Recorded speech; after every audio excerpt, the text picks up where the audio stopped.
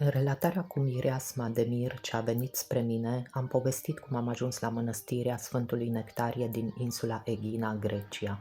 Bucuria mea a fost nespusă când am intrat în curtea mănăstirii. Eram ca un copil ajuns la locul de joacă preferat. Am admirat arhitectura grandioasă a mănăstirii, o construcție monumentală în stil bizantin cu elemente neoclasice, ridicată cu mult bun gust și simț estetic.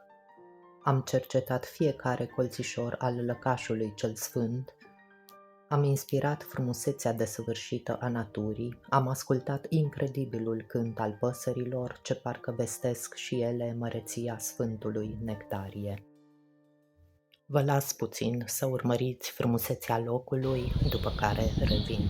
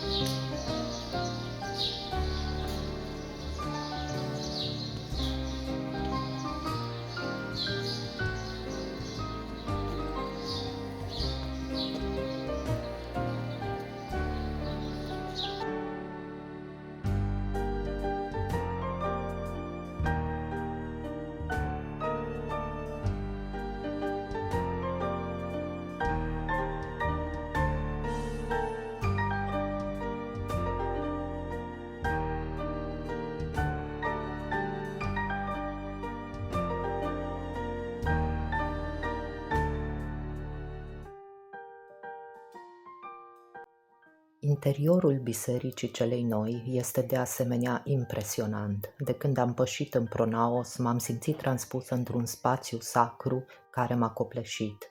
În mijlocul naosului, chiar sub cupolă, străjuiește o icoană a Sfântului Nectarie, care îi primește pe credincioși pentru o primă rugăciune, cred, de mulțumire. Cel puțin, în cazul meu, așa a fost.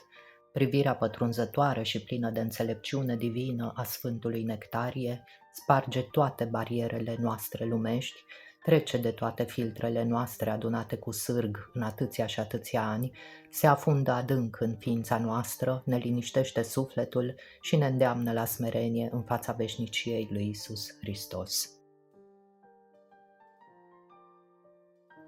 Dar fără îndoială, cea mai puternică, profundă și transformatoare experiență a fost închinarea la moaștele Sfântului.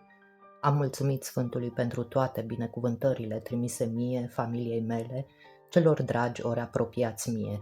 Am cerut mijlocirea Sfântului Nectarie pentru protecția, ajutorul și vindecarea trupească și sufletească a celor despre care știam că au nevoie, din familie, prieteni, cunoscuți ori necunoscuți.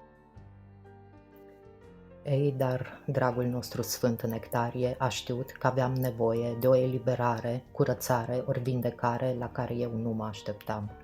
Am simțit prezența Sfântului până în străfundurile ființei mele și ale sufletului meu, de care nu știam că există.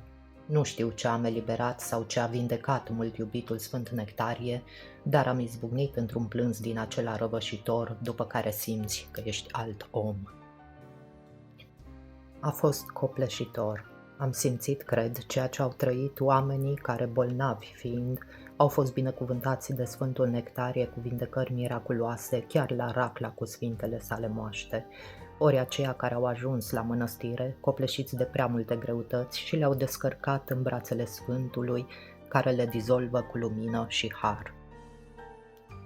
Bineînțeles, nu există cuvinte pentru a descrie o asemenea trăire.